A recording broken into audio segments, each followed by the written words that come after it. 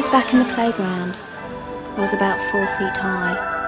Yes, dreamed I was back in the playground, standing about 4 feet high. Well, the playground was 3 miles long, and the playground was 5 miles wide. It was broken black tarmac with a high wire fence all around. Broken black dusty tarmac with a high fence running all around. It had a special name to it. They called it the killing ground.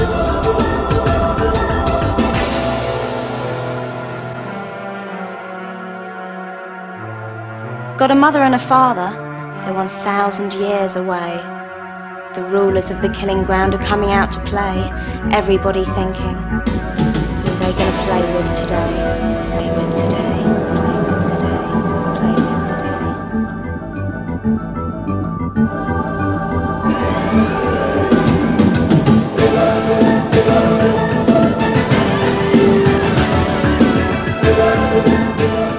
Well, you get it for being Jewish, and you get it for being black. You get it for being chicken, and you get it for fighting back. You get it for being big and fat, and you get it for being small. Oh, those who get it and get it for any damn thing at all. I kept having nightmares of that boy. He kept beating me up again and again. The night before, I thought, oh no, I'm going to face that lot again. It just got worse every day. Name calling, thumping, you know, every little chance she got. He used to hit me every time he saw me. Doesn't matter where it was, where teachers were. He just kept hitting me. Threatened me with knives. I don't know why they did it. They just kept doing it and doing it. I heard a deep voice talking. It had that iceberg sound. It prepares them for life. But I have never found any place in my life worse than the killing ground.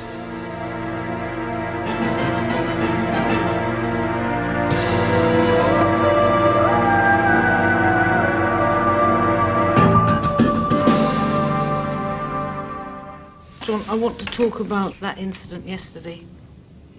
You punched me in the face, and that's it. And then I walked out the class. And they wrote all over your Trousers. Trousers. Oh. So you walked out of class? Yeah. Did you report the incident to anybody? So the teacher was in the class, but he never done nothing. He didn't do anything? Why do you think that was? I don't know. Did you never see it? You can't talk in front of him. You feel you can't talk to this teacher? No. Why? What happens when you try to talk? He goes on. He goes shh, shh, shh. Just tells you to shush.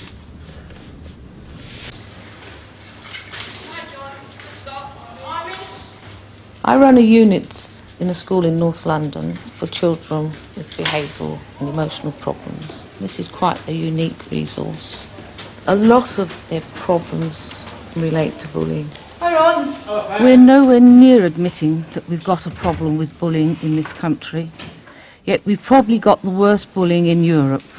The statistics indicate 1 in 5 children as being victims of bullying, but in actual fact I think this is a vast underestimate. This is just the tip of the iceberg. These are the children who've actually reported what has happened to them, and I think that the actual number of children who've been bullied at some point in their life could easily be 75%. Bullying is a form of child abuse. It ranges from what teachers regard as minor incidents, where you pinch somebody's coat and hide it, to very, very severe incidents where a child actually dies. Life at school is a misery for many, many children. It is absolutely criminal that we should force children to go into school and then not make it one of the happiest experiences of their life.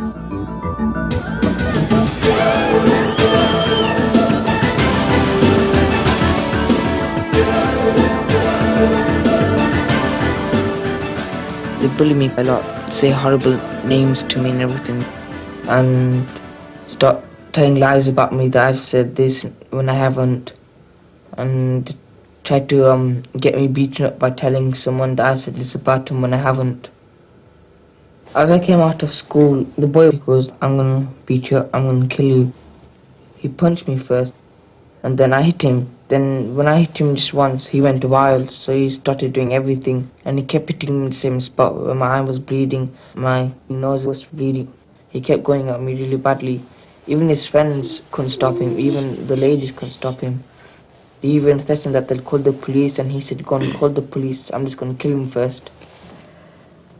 I was just shocked to see the state he was in, and the first thing that came to my mind was, oh God, he's been run over by a hit and run in a car accident. That's what I thought.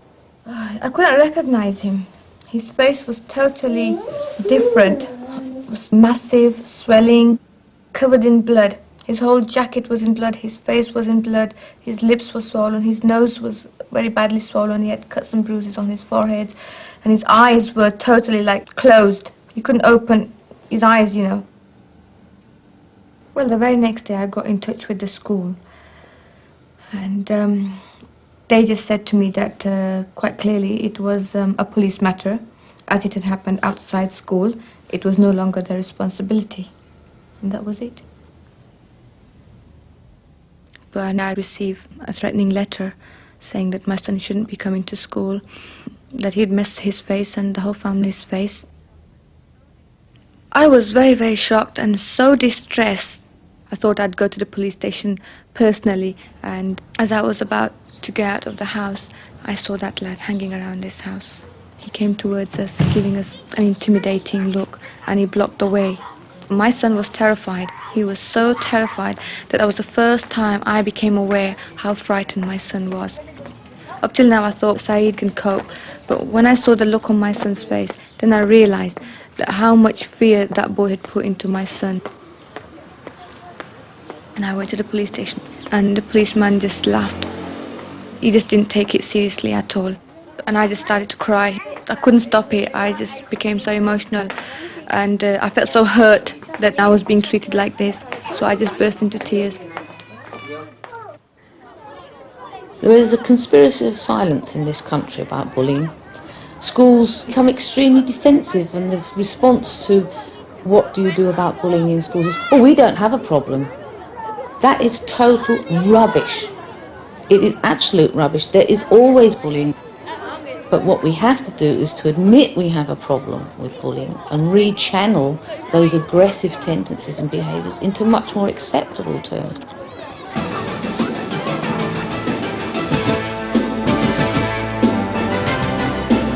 I was hit, I was beaten up, I was threatened with knives. They got gangs of people onto me to hit me and beat me up. I was covered in bruises and cuts and things. I was frightened to go to school. I didn't want to go up to the shops because I knew he'd be there waiting for me. I think it came down especially just to wait for me to come out, really, from the house and go up to the shops. But I was frightened to go out. I didn't want to go to school. I had rows with my mother. I didn't want to go. I was scared, and sort of you always got a feeling inside you every time you went past a sort of school. It was very frightening indeed. We had not really fights, but it was that he didn't want to go, and no, he wasn't going to go. Please let him stop. Please let him stop. Please let me stay at home. Don't let me go to school, let me stay at home. Please, please. And this please business was going on and on and on and on and on. And then he said, I've got to take £5 in. A boy once said, I said, what for? I said, you're not giving it to a boy. He said, I've got to, please let me take it, otherwise I'll get beaten up.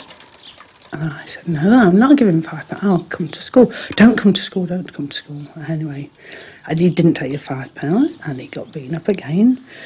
And so it went on and on and on for 2 years. I told the teacher that I was being bullied, and I don't think he really paid much attention. I don't think he was bothered. He didn't sort of do anything to stop this boy from hitting me or any of his groups from hitting anybody. He didn't pay any attention whatsoever. He used to come in lesson because I wanted to leave school and go to a different school sort of nearby, but he didn't want me to. They said I can't. And so when he came into a lesson, he used to say, oh, Simon wants to leave this school, does he, because he's being bullied? Oh dear. So I said, right, I can't take it any longer, so I'm absolutely fed up with this. And I said, well, we'll go to the council. And we looked at all the lists of councils. So I let him choose wherever he wanted to live, he could have lived. Didn't matter, I didn't care if it was in Timbuktu, if that's where he was going to be happy. We went to Weston-super-Mare, Bournemouth, Oxford, Bath. We went everywhere. And in the end we sold this one. And as soon as Simon came, he just looked at me and he said, "This is it, we'll have this one." We sold some of the furniture to pay for the removal, and we were all packed, ready to move down to Norfolk. The truant officer came down and he said Simon's form teacher had sent him down because Simon had had rather a lot of time off. And this was the first time the truant officer had ever been, and which seems funny when you think how much time it had had off. And he said, "Simon isn't at school now." I said, "No, he's helping to pack. We're moving." He said, "But why are you moving?" And I said, "Because of the bullying." I said, "Didn't the teachers tell you?" And he said, "No, he's never told me a thing." So he said, "You better tell me." And he said, the boy should have been made to have been left the school. He should have been, moved to another school, anything. And it shouldn't have been Simon that should have moved. You shouldn't be moving house. He said, "But there's nothing I can do now."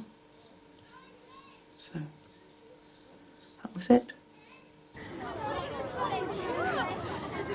When a child actually has to move from one school to another, that child actually is a double victim, because they've been bullied in one place, they have to start afresh at another place, and the pattern is established that the only way to cope with bullying is to flee, and that isn't a really effective strategy for life. Well, sometimes it might be because you look, sometimes it might be because you're small or you're too big or out like that. If bullies want to pick on you, they'll find a way to pick on you. Ever since I've started school, I've been like a right slow writer, and I hadn't wore very cool clothes and stuff like that, and people have tormented me for that and tormented me for being slow, and it's just carried on through school. When I go home and tell my parents that I've been bullied, they just say, "Hit them back and that." But if you don't like fighting, what good's that? Girls do it much different than lads do it, because girls mostly right bitchy to each other. Then lads, they say it in a mean way, but lasses do it in a right bitchy way.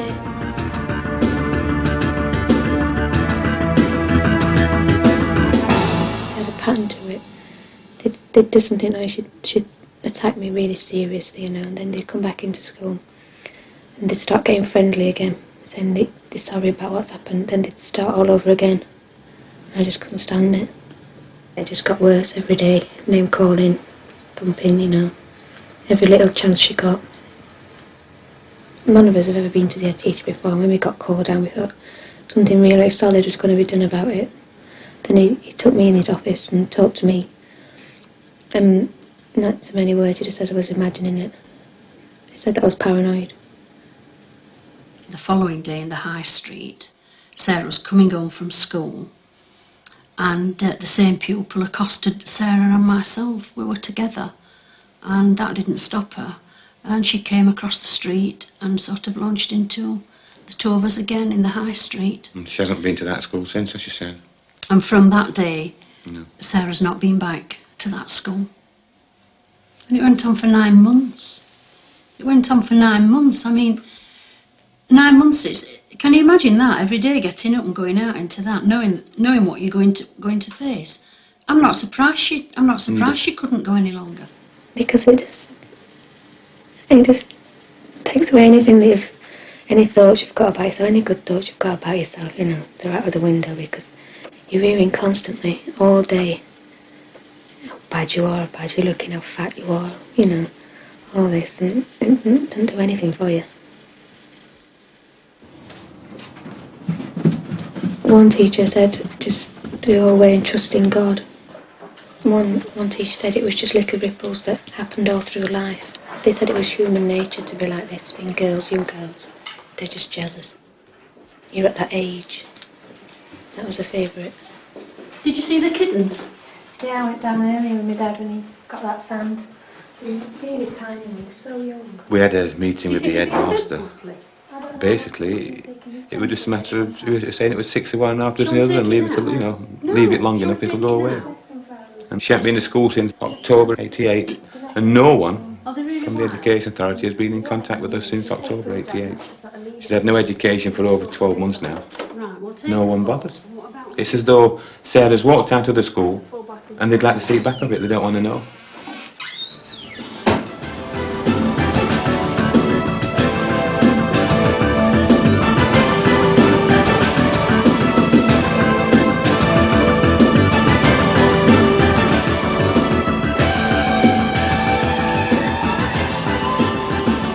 Sometimes they take a beetle, tear off its 6 legs, one by one.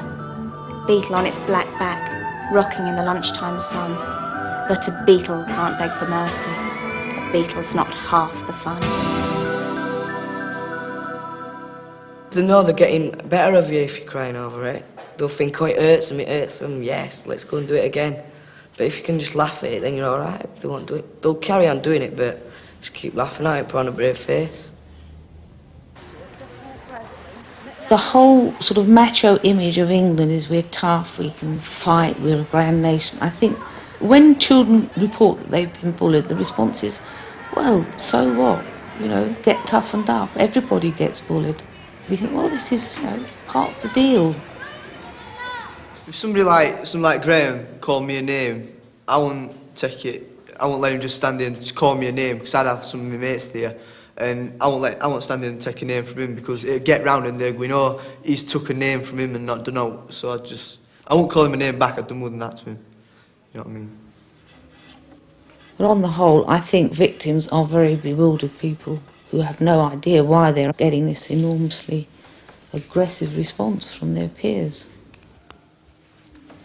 Peter, why do you think they pick on you? Just, I don't know. But either they enjoy it or, you know. I think they do enjoy it, Peter. Yeah. We spend a lot of time telling children don't tell tales. This is absolutely the wrong thing to tell them, because if they don't tell us, we can't do anything. And children get into the habit of not confiding in adults, and they get into the habit of thinking, well, they don't do anything. You've learnt a hard lesson, Peter. What you should be saying to children is, please tell us. If you don't tell us, we can't do anything. We have to teach our children to trust us again. I'd like to talk about how you cope in the playground when people bully you, right? I've noticed that you've been staying with the dinner ladies and talking to them. Is that because you feel safer? Yeah. They sometimes send him out, or they just tell him off.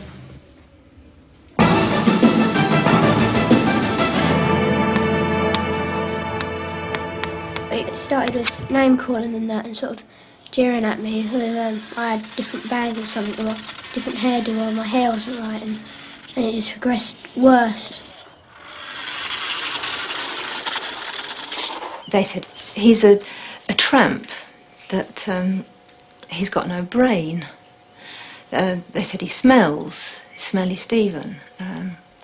Anybody who talks to Stephen must be desperate. Sometimes it was Get Stephen Day, when he would come home with his trousers muddy or his shoes a mess. And it was the constancy of it. It wasn't just an odd day, it was every day. And it seemed to Stephen that it was always Stephen. You think, oh no, I made a fool of myself. Oh, and like really not wanting to go to school for fear I'll make a fool of myself again today. I don't want to go back to school. He asked his brothers for advice. We talked to friends, got help advice from other friends. Mostly it came back in the form of, well, yes, if you do this, Stephen, if you do that, try this, but always something for Stephen to do to change it himself. They said, you smell, so I think, oh God, I might do actually. It's like bars twice a day and scrubbing myself with TCP and that. Like, because I said, you got spots, and like scrubbing my nose until it's really sore with TCP, and really like that. But it got more and more serious, and Stephen became more and more withdrawn, until he got to the point where he was looking at himself and feeling that there must be something wrong with him if they were picking on him in this way, and there was something he ought to do to change himself to be accepted. And He wasn't sleeping at night. I noticed that. He was walking the boys to the bathroom night after night. He wasn't asleep before midnight most of the time. Bob, a close friend of the family's, he said, don't bottle up your anger inside, just let it out. Wallop, wallop, wallop, knocked the punch ball flying. Because I was that angry, I thought, this is not right, why am I suffering? And well, that's their head, or the main cause is head. That's it, give it a good right hook, Stephen. I felt angry and I felt, right, I'm going to get him tomorrow. And when the day came, I didn't, because I chickened out. I thought I might get done by the teachers or something. I'm a widowed mother, so I hadn't got a husband to back me up. And I felt very frustrated by the feeling that they thought that it only needed time to ignore it and it would go away, and I was just being overprotective and perhaps slightly neurotic, and maybe it was partly my fault that Stephen was like this. I felt that the best idea was to get the boys named by Stephen all in a room together and for Stephen to have his say and let them know how he was feeling and what they'd done, and not for Stephen to run away from it. But it seemed to be left and left. They didn't feel that it was necessary to act very fast. Finally, he broke down completely and said, Mum, I can't take any more. I've had enough. I said I wasn't going to send Stephen to school to be exposed to that until something changed it, and I couldn't see the problem with arranging this meeting. I didn't know why there had been this delay, because it was such a simple thing that I wanted. So finally, a meeting was arranged before assembly one day, and about half a dozen or so boys were brought in with Stephen.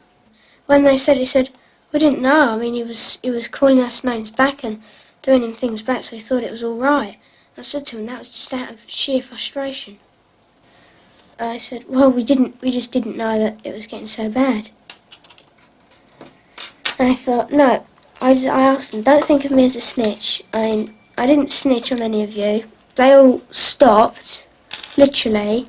And then after, when they thought it was safe, they just sort of started calling me the odd occasional dig like we all do to them.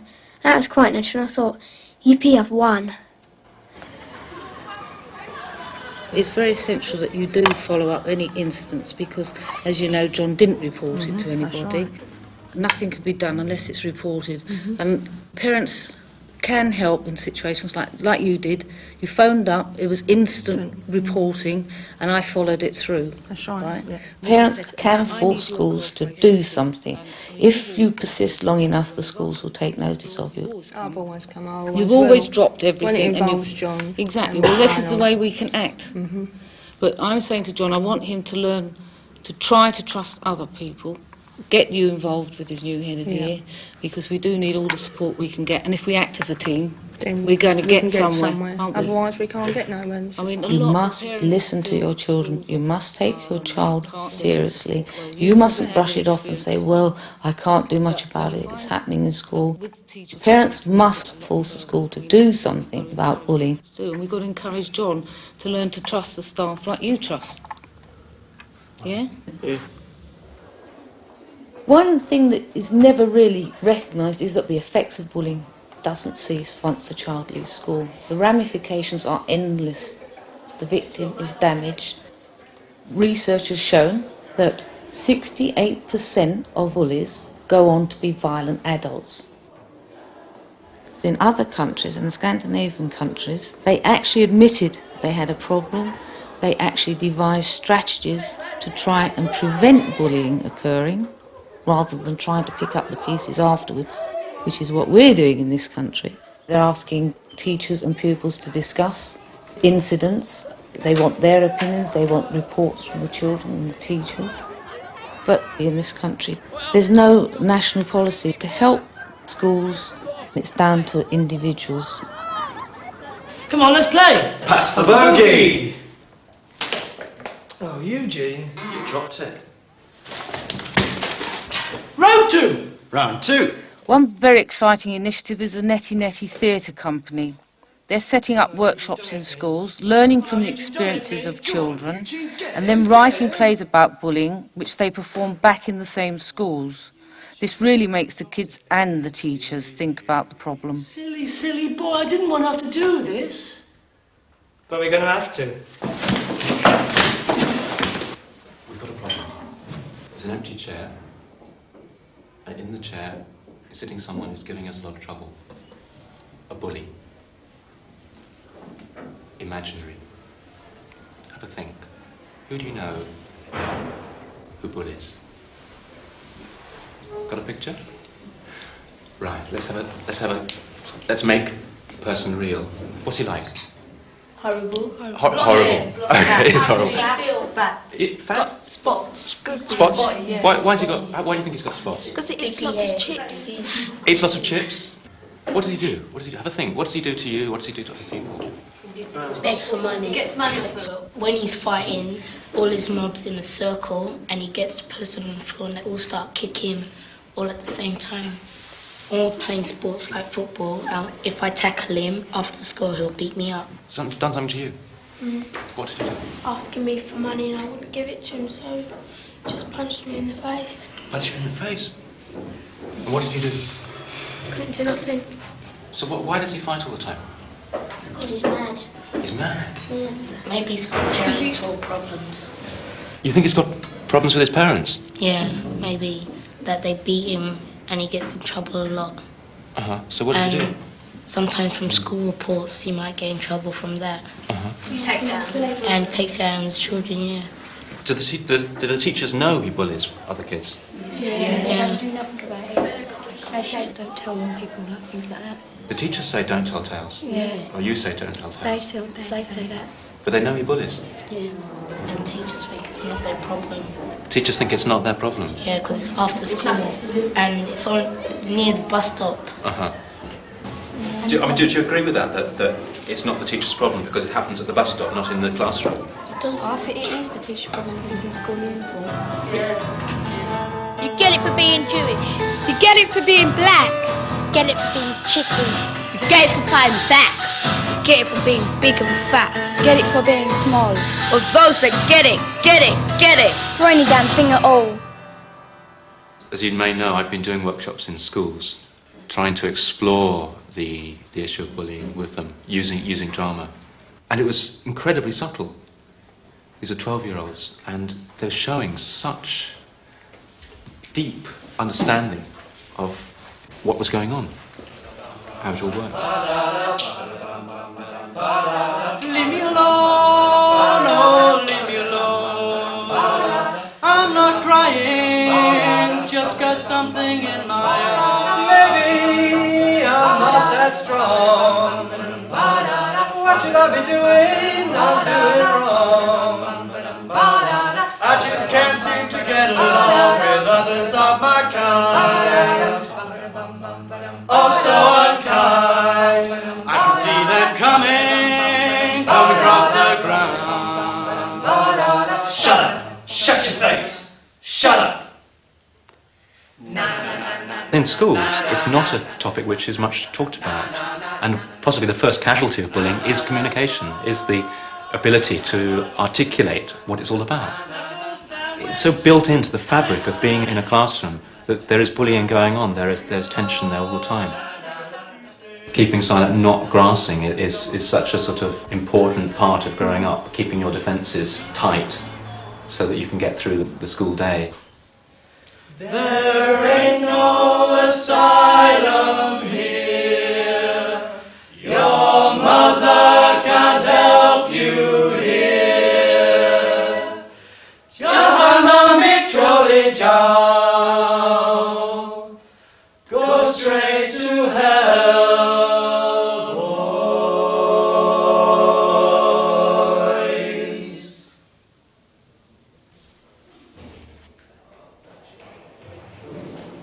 Human behaviour is very complex. You can be a bully and a victim at the same time. In one situation you're a bully, in another situation you're a victim. It's very important not just to accept labels from people that, oh, he's a bully, because labels are very unjust as well as being extremely misleading. Now, at the end of last term, what's that, a score for you? Right, at the end of last term, we had a lot of problems, didn't we? You were getting into a lot of fights and bullying, yeah? And in fact, you were off school for a couple of days, weren't you? With the bully, I will operate a programme which hopefully will stop his bullying behaviour and show him that there are other ways of behaving which are just as rewarding. But that's a much more long-term piece of intervention because bullying is learnt over a long period of time generally. They've got lots of models that they learn from. They may well have an aggressive parent. They may well have aggressive teachers. You get blamed. Why do you get blamed? Because if I hit one of the younger boys, then the teacher might tell me off or suspend me. Because it all comes back to me in the end. It does come back to you in the end, but why do you think it comes back to you particularly? Because I'm older than you. You're older than him. The technique with the tough-minded child is to have a contract. And in the contract you say, well, in exchange for you changing your behaviour, I will do something for you that you want. If he breaks the contract, he can see that you are going to be equally tough and withdraw the privileges. And that privilege could be something as simple as a game of snooker. Since I had that letter for good behaviour, I started to get better. What you're saying to me is that you actually realise the sense of what people have been saying to you, yeah? And actually being good, as they term it, or behaving properly, does have its rewards, doesn't it? Yeah. And it's not nice always being the bad person, is it? You get fed up always being the bad guy. Right, people stick labels on you, don't they? If you get into trouble all the time, it's a vicious circle. And in the end, when any trouble happens, they always say, oh, it's got to be Anthony's fault. They don't listen to your side of the story. That's what you were saying to me, that people wouldn't listen to you. But now you started... However much teachers would like to be able to handle bullying, they do have an enormous number of problems to cope with, and yet we are expected to operate a service on minimal staffing levels. Our government does very little about bullying. They don't actually put in any resources. They don't offer training to teachers. They just say get on with it, and this is totally ineffective. Myself, I have never ever had an inspection in the 10 years I've been operating. So far, you've learnt this term then, that bullying doesn't pay, does it? I have never had any support. Do you think?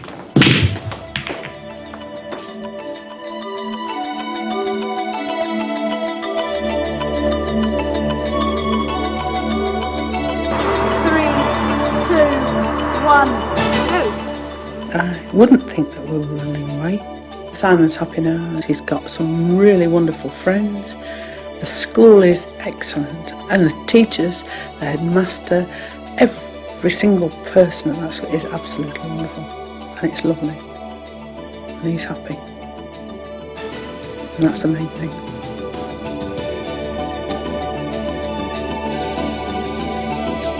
It's a much nicer school. Everyone's much more friendly. I got a better report, much better report than I did at my other school. But I'm still looking forward to leaving. My brothers want me to stay on, but I don't want to. I want to get out as quick as I can. I don't enjoy school at all. I don't know why. I think it's because of this boy and what he did.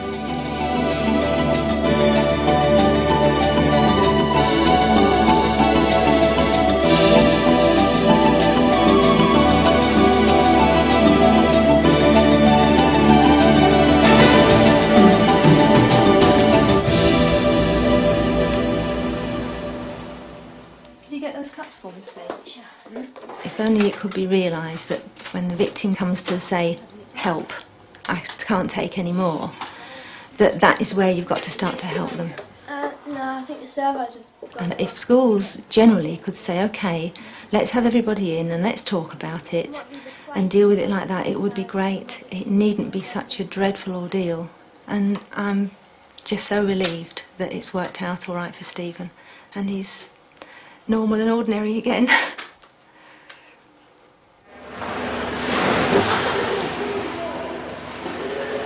It's quite horrible to really get bullied. You feel, why is it me? What have you done to them?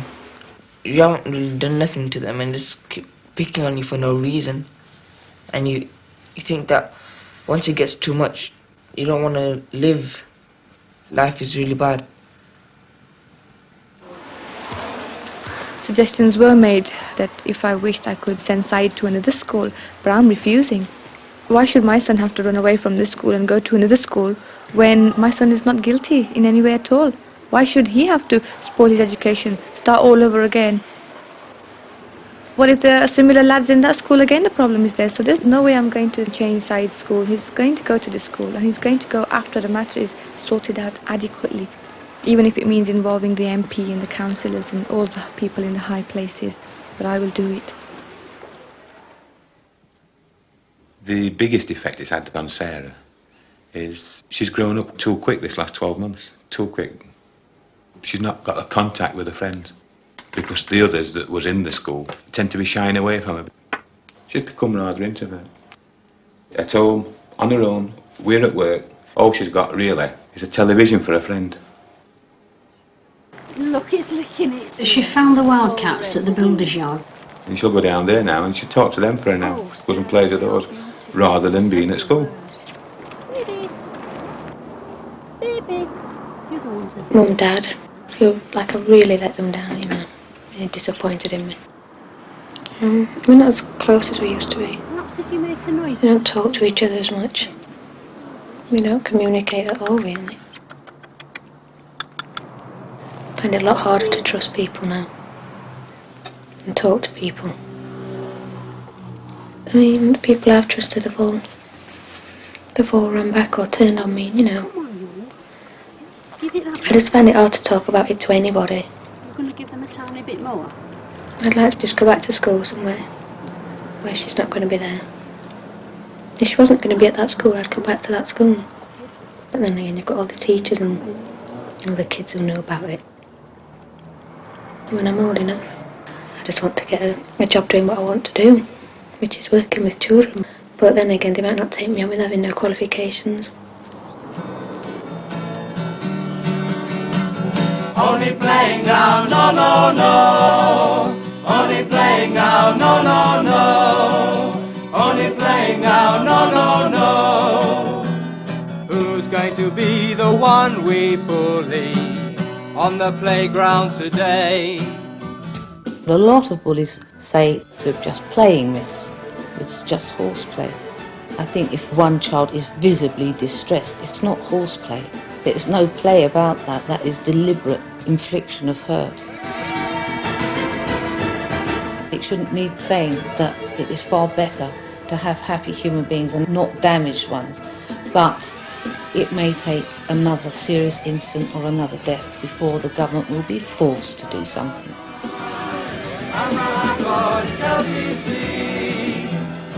It always happens on concrete playgrounds. There's always someone living a life in fear. There's always got to be a scapegoat. There's a million victims out there. Only playing now, no, no, no. Only playing now.